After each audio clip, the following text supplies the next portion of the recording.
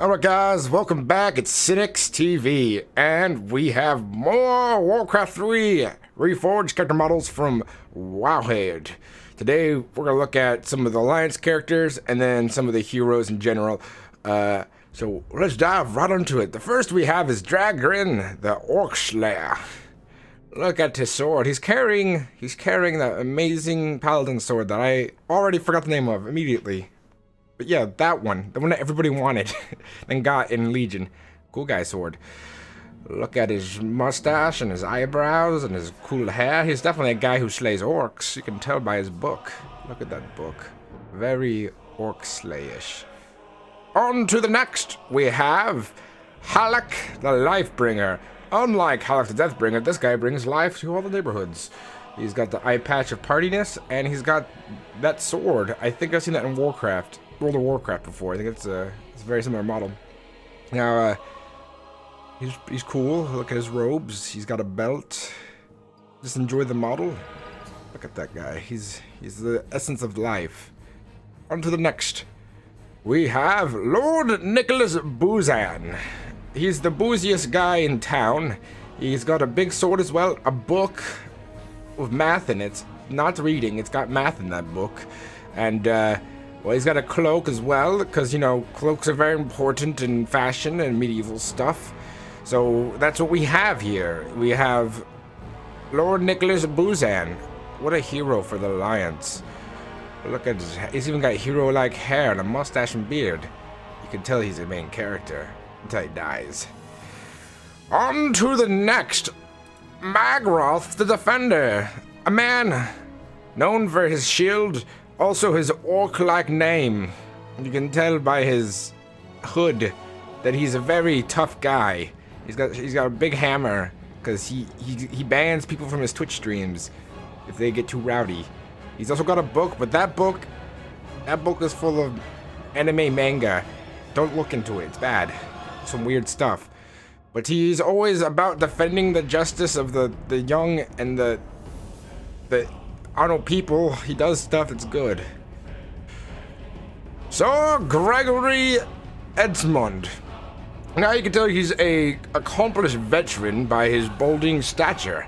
Look at that hair. It is lacking in the hair department, so now you know he's a well-fought fighter. He also carries a book, but this book is more like a family portrait, like a family album.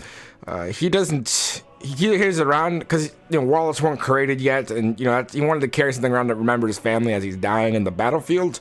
Well, Sir Gregory Edmund came prepared with a sword, shield, and book of a family album. And instead of, like, a big cape, he got a little scarf. His grandmother made that scarf for him, and he's very proud of it. He's got giant nipple pendants for reasons. On to the next. We have the amazing, the beautiful Moradin Avatar. Now this is when he goes Avatar mode and turns into stone, like that one guy from World of Warcraft who turned to stone as well. And then he speaks to the planet, but he doesn't really speak to the planet. He's more like, I'm here to kick ass, take names, and stomp people with my hammer because I'm a really tough cookie.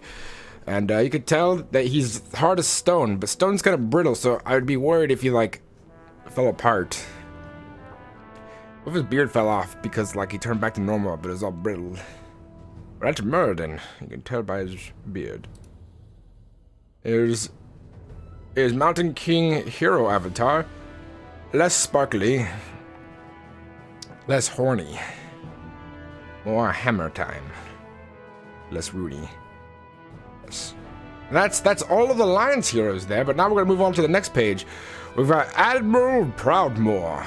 Man died by orcs because he was too vain to see that the orcs weren't bad boys anymore. They were good boys trying to move to Orgrimmar area, Durotar.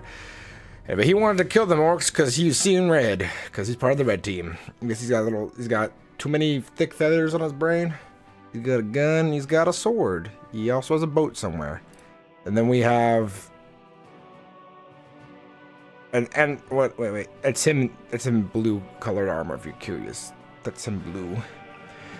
Antonius.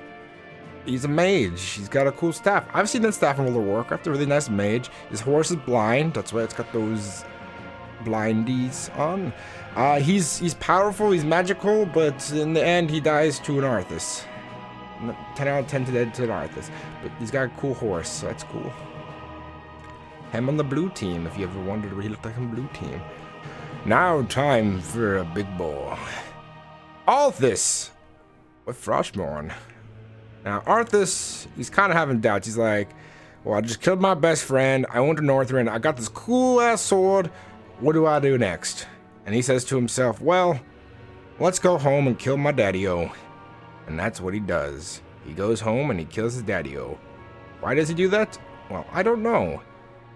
Maybe because the sword made him crazy. Look how crazy that sword is. That's like an evil sword. Why would you carry an evil sword around, Arthas? Making you crazy. And then, on to the next one. This is Arthas on blue team.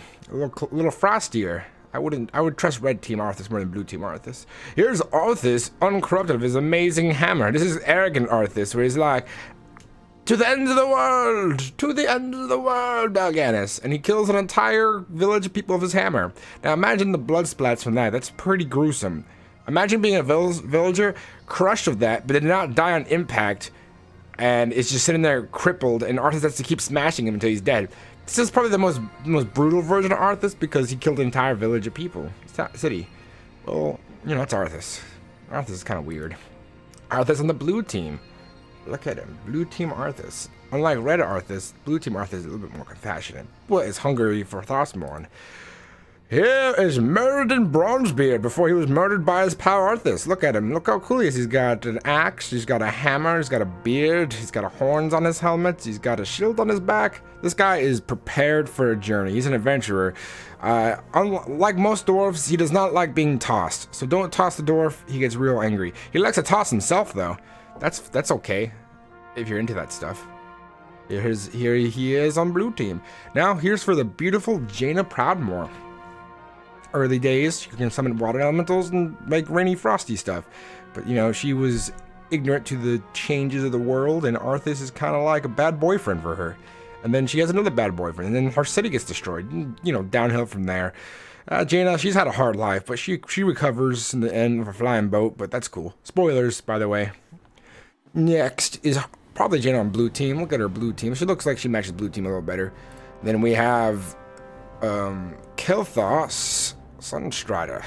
Now this one I'm actually happy about because in my earlier video, all seriousness aside, I was hoping that this would be his character model because I saw another like blood mage character model. I was like, I hope that's not like Kelthos, but this is definitely a Kelthos hero model. And man, does that look cool. Look how well it looks. He got spikes and fiery balls everywhere. He's definitely not the dude to mess with. The only downside, he's got a big cloak, which means he can probably trip over that when running away from enemies. Unless he knows how to float. And let's go see him on blue team. Blue team doesn't really matches him. He's always kind of been a red team kind of guy. You can tell by his, you know, red shoulder blades. We now have Medivh, the bird man. Medivh, why did you let all the orcs into the world? You made a mess of things. I know you had Sargeras haunting your dreams, but come on, man. Also, you know magic. You could make your cloak not all ruined and shattered. You know how to magic stuff together. Why don't you just use magic, Medivh? You're bored and trying to take a sewing lesson.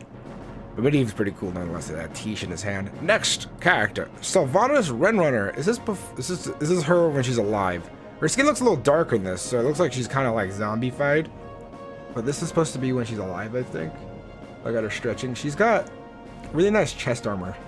I think it's really side effect. You know, it's good. I enjoy her chest armor. She's got a nice hood. She's got some arrows. She only brought 5 arrows to the battle, so I don't know how long she's gonna last in combat. Like, I would have brought at least 50. That's just me. Oh, look at some awesome blue team, but she deserves purple team. Now we have the big man himself, Uther, and he's a party man. You ever been to Uther's parties? They are crazy off the hook. He's got a big old hammer, and he's got a book. This book contains the entire dictionary, just in case you ever need to look up a big word.